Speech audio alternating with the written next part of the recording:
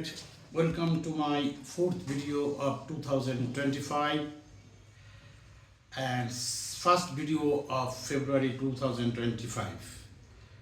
আজকের যে ভিডিওটা করব তার সাবজেক্ট হচ্ছে ব্যর্থ সমাজ। ইদানিং রাজনীতিতে বা কথাবার্তায় একটা শব্দ প্রায়ই ব্যবহৃত হয় যে ব্যর্থ সমাজ বা ফেইলিউর স্টেট, অকার্যকর রাষ্ট্র। কিন্তু প্রশ্ন হচ্ছে যে কখন আমরা একটা সমাজকে বা একটা রাষ্ট্রকে ব্যর্থ রাষ্ট্র বা ব্যর্থ সমাজ বলবো। এই বিষয়টি নিয়ে আজকে আলোচনা হবে এবং তাতে আমার মনে হয় একটা স্বচ্ছ ধারণা আমরা পেতে পারবো যে what is failure society or অকার্যকর রাষ্ট্র। প্রথম হচ্ছে ব্যর্থ সমাজে মানুষের জ্ঞান বিজ্ঞানের জেগে ওঠে না, যে সে জেগে ওঠে স্লোগানে। এই সমাজে পাঠাগারের সংখ্যা কমতে থাকে এবং চায়ের দোকানের সংখ্যা বাড়তে থাকে, অর্থাৎ খাবারের দোকানের সংখ্যা বাড়তে থাকে, কিন্তু মানুষের পড়াশোনা বা জ্ঞান বিজ্ঞানের চর্চা আস্তে আস্তে কমতে থাকে। ব্যর্থ সমাজের প্রতিটি চিন্তাশীল মানুষের বিপরীতে হাজার হাজার বোকা মানুষ থাকে এবং প্রতিটি সচেতন শব্দের বিপরীতে থাকে হাজার হাজার পচনশীল শব্দ। তারা সমস্যার উপর ভেসে বেড়ায় কিন্তু গভীরে প্রবেশ করতে চায় না।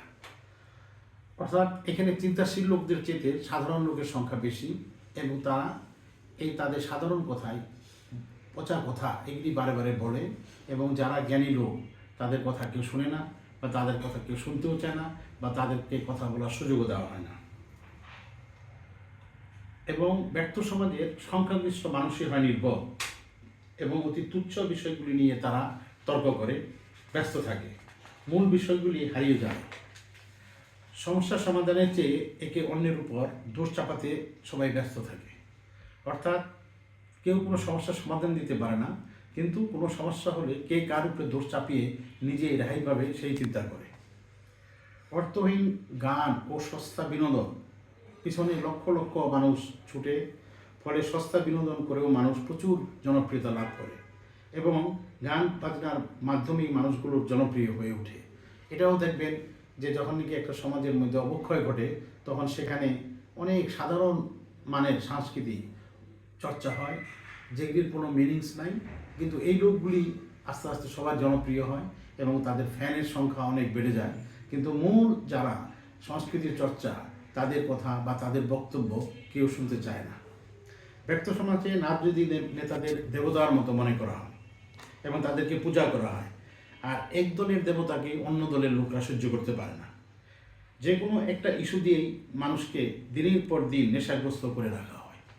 এটাও একটা কমন জিনিস দেখা যায় ব্যর্থ সমাজে, যে এখানে ব্যক্তি পূজা শুরু হয় কিন্তু যোগ্যতার পূজা হয় না। ব্যক্তি পূজা করে কোন নেতাকে কে সন্তুষ্ট করবে সেদিকেই ব্যস্ত থাকে এবং একজন আরেকজনকে সহ্য করতে পারে না। এবং তারপরে ষষ্ঠটা হচ্ছে এবং লাস্ট, এই সমাজে চিন্তাশীল মানুষের মূল্য বা ওজন কেউ বুঝে না। অধিকাংশই মানুষই আজে বাজে কাজে সময় কাটায়, পার করে দেয়, সস্তার কথা বলে মানুষকে ব্যস্ত রাখে। অন্যদিকে কঠিন সত্য বলে সে যে বাস্তবতাকে জাগিয়ে তুলতে চায় তাকে কেউ গ্রহণ করে না। এই কারণে দেখবেন এরকম যে যারা সস্তা কথা বলে, যারা মানুষকে সস্তা জনপ্রিয়তা চায় তারাই বেশি জনপ্রিয়, তাদের পিছনেই মানুষ থাকে। কিন্তু যেসব জ্ঞানী লোকরা বাস্তব সত্য কথা বলে মানুষকে জাগ্রত করতে চায় তাদেরকে সবসময় দাবায় রাখা হয় এবং তাদেরকে কেউ গ্রহণও করতে চায় না। এবং সংখ্যাগরিষ্ঠরা এই সমস্যা আপনার ভাগ্য নির্ধারণ করে এবং এই সংখ্যাগরিষ্ঠ যেই লোকগুলি এরাই আমার আপনার মতো লোকদের ভাগ্য নির্ধারণ করে। সবশেষে ব্যর্থ সমাজের মানুষ ব্যর্থ হয় না, এখানে সুচতুরভাবে তাকে ব্যর্থ করে রাখা হয়। এটাও একটা জিনিস যে যেখানে ব্যর্থ সমাজ সেখানে মানুষকে ব্যর্থ না, কিন্তু তাকে ব্যর্থ করে রাখা হয়, তাকে কোনো সুযোগ দেওয়া হয় না, তাকে কোনো সুবিধা দেওয়া হয় না তার যোগ্য কথা বলতে বা সমাজকে সচেতন করার জন্য। কাজেই এই যে কথাগুলি বললাম এগুলি ব্যর্থ সমাজের সিমটম, ব্যর্থ রাষ্ট্রের সিমটম। এখন আপনি নিজেই দেখুন আপনি কোন সমাজে বাস করতেছেন। ধন্যবাদ সবাইকে।